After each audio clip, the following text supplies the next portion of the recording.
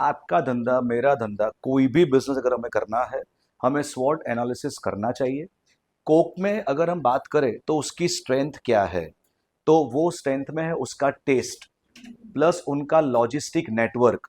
आप कहीं पे भी जाइए दुनिया के कोई भी कोने में, तो आपको कोक अवेलेबल हो जाएगी। प्लस उनकी ही ब्रांड थम्स अप, तो उन्होंने क्या किया, डिफरेंट वेरिएंट्स निकाले। तो थोड़ा स्ट्रॉन्ग वेरिएंट उनका थम्स अप है दोस्तों, नॉर्मल वेरिएंट उनका कोक है। तो वो लोग स्ट्रेंथ के ऊपर काम करते हैं, जो स्ट्रेंथ है उसको चैनलाइज करते हैं, ब्रांडिंग करते हैं, एडवर्टीजमेंट करते हैं। तो कोई भी कंपनी जब धंधा बनाती है ना, तो वो उसका स्ट्रेंथ तो वेरीफाई करेगी कि हमारे धंधे के अंदर हमारे आसपास का जो इंटरनल एनवायरनमेंट है और जो एक्सटर्नल एनवायरनमेंट है वो किस तरह से काम करता है। स्ट्रेंथ ऑलवेज इंटरनल होती है। अगर आपको या मुझे आगे बढ़ना है तो हमें फोकस करना पड़ेगा उसके वीकनेस के ऊपर। अभी इंडिया के अंदर जब से मुकेश अंबानी सर ने कैंपा लिया, तो कैंपा कोला वो उसको अभी ओवर रूल कर रहा है। पिछले 3 से 4 साल के अंदर उन्होंने कोक के मार्केट को सामने कम्पीट किया है।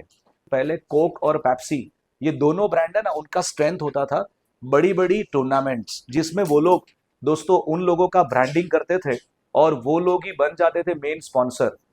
तो वीकनेस और थ्रेट अगर आप देखोगे तो वीकनेस इंटरनली है और जो थ्रेट है वो बाहर से आ रही है। सामने अपॉर्चुनिटीज क्या है, तो अपॉर्चुनिटी मतलब क्या, मार्केट में जो चीज अभी है कि आने वाली है दोस्तों, जो आने वाली है उसका हमें अभी से प्लानिंग करना पड़े। That is called as a opportunity. और दूसरी सबसे इंपॉर्टेंट अपॉर्चुनिटी क्या है, हर जगह पे कॉम्बो ऑफर चलती है। आप दुनिया का कोई भी कॉम्बो देख लो, कोई भी फूड देख लो, पॉपकॉर्न देख लो फ्रेंड्स, उसमें आपको कोल्ड ड्रिंक मिलेगा ही मिलेगा। बिकॉज इतना समझ लो कि कॉम्बो ऑफर जब आप दे रहे हो कस्टमर को, तो आप कस्टमर को अट्रैक्ट कर रहे हो। तो ये लोग के लिए ये अपॉर्चुनिटी है कि वो मैक्सिमम लोगों से टाई अप करे।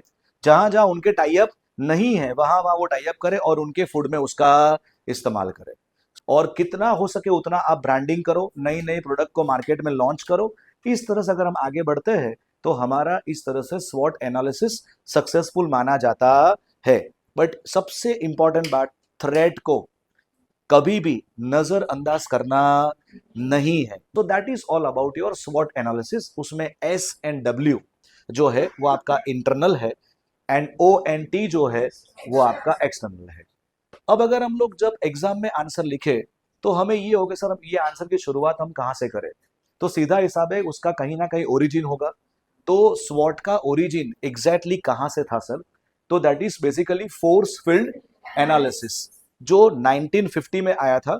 स्वॉट में हम लोग फोकस करते सबसे पहले इंटरनल के ऊपर, और अगर टोज मैट्रिक्स हो, TOWS, उसमें हम लोग सबसे पहले फोकस करते हैं एक्सटर्नल के ऊपर।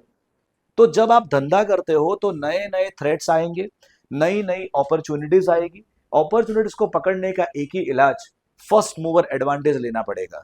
जो लोग नहीं सोच रहे हैं वो आपको सोचना पड़ेगा। स्ट्रॉन्ग R&D करना पड़ेगा, रिसर्च एंड डेवलपमेंट।